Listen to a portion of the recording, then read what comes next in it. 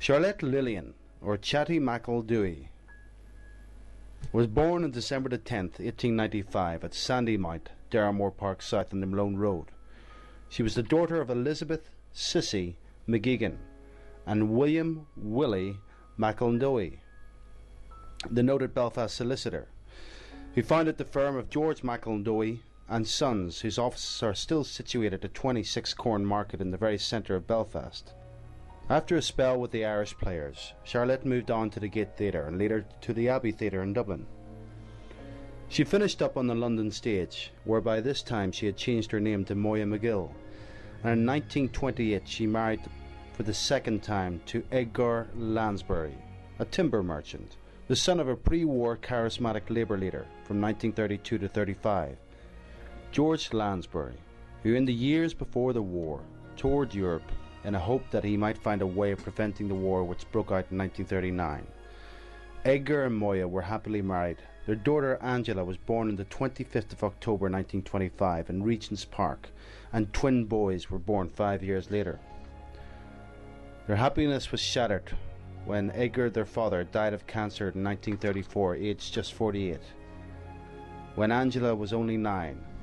And as he didn't leave the family flushed with money, it was hard for Moya to raise her young family. During the war, the family were evacuated to New York and later moved to the West Coast. Times were hard at first. The family lived in a one-room apartment. Angela and her mother tried to break into the acting business, but were forced to take a job in a department store. Then one day out of the blue in 1944, John von Druten, a Hollywood producer, spotted Angela in the store and asked her to test for a part as a scheming maid in George Cukor's The Original Gaslight film. She got the part, and the role garnered Angela her first Oscar nomination at the extremely young age of 18. Her mother, Moyna, appeared with her in the film, and Moyna went on to appear in numerous other films. Moyna died in Los Angeles on the 25th of November 1975 of throat cancer. She was cremated and her ashes were scattered in the English Channel.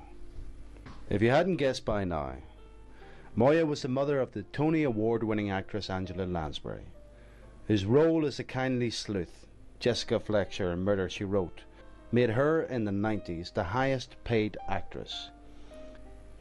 Gaslight was the first of her 3 nominations for supporting actress at the Academy Awards. The others are Sybil Vane in The Picture of Dorian Gray in 1945, and as Lawrence Harvey's monstrous mother in The Manchurian Candidate in 1962, who was just 3 years her junior.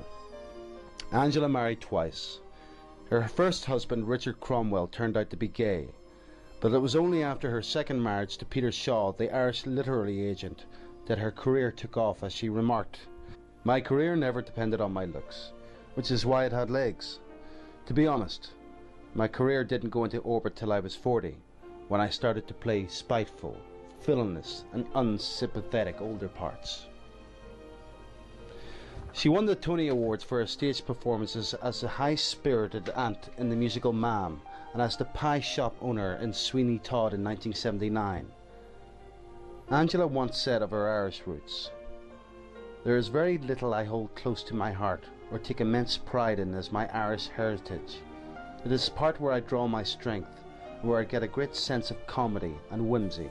I'm going to recite for you a little poem. I'd like to dedicate it to the memory of my mother, Moyna, whose maiden name was Charlotte Lillian MacEldowie, and she came from Belfast. She made her name as a young woman as a recitalist at the Royal Opera House in Belfast. Her father was an amateur theatrical whiz and also a singer. Anyway, she used to give recitals, and just to give you a wee taste, this is a very famous little poem written by the very famous Percy French, who wrote Songs of the Glens of Antrim. It's called Och, I Don't Know. I'm simply surrounded by lovers. Since Da made his fortune in land, they're coming in flocks like the plovers to axe for me hand. There's clerks and teachers and policemen, Some sandy, some black as a crow. Ma says, you'll get used to the creatures. But I don't know. The convent is in a commotion to think of me taking a spouse. I wonder I hadn't a notion of taking the vows. 'Tis a beautiful life and quiet. Keeps you from going below. As a girl, I thought I might try it.